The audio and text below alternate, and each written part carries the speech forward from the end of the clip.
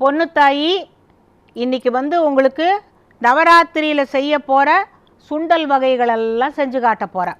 அப்போ இன்றைக்கி முதல்ல என்ன சுண்டல் அப்படின்னு கேட்பீங்களே, முளை கட்டின பயறு சுண்டல். இதுக்கு தேவையான பொருளெல்லாம் சொல்லிவிடுறேன். முளை கட்டின பயறு, அப்புறம் கடுகு, பெருங்காயம், உளுத்தம்பருப்பு, மிளகா வத்தல், சுக்கு பொடி, தேங்காய், கருவேப்பிலை, எலுமிச்சம்பழம், நல்லெண்ணெய், உப்பு. இம்புட்டுதான். ஒன்று கவனிச்சிங்களா?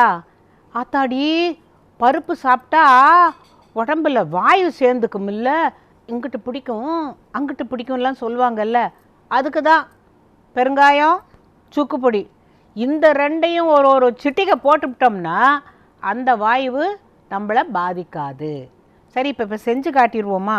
இந்த மாதிரி சுண்டல் செய்யும்போது நல்லெண்ணெய் தான் பயன்படுத்தணும். இப்போ இந்த எண்ணெய் காயவும் கடுகை போட்டுருவோம்.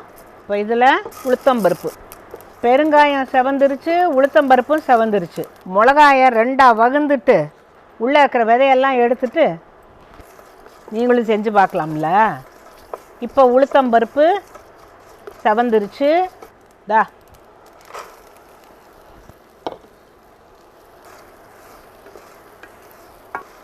இதில் வெறுனை தான் நாம் முளை கட்டி வச்சுருக்கோம்ல, இதுக்கு உப்பு போட்டுருவோம். நான் எப்போதும் சொல்லுவேன், கண் திட்டம் கை திட்டம்னு. ஆனால் சில சமயம் அது உப்பு கேட்குதும்பேன், அதுவா கேட்கும். ஏன் பொல்லாத்தனந்தேன்.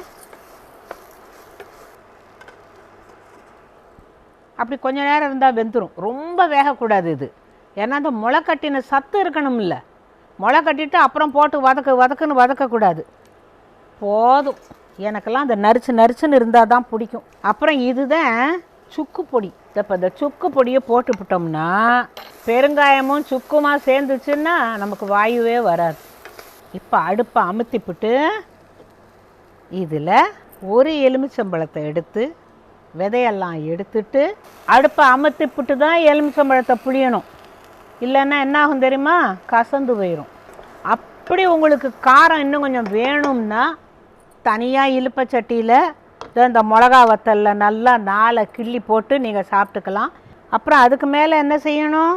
துருவின தேங்காய்.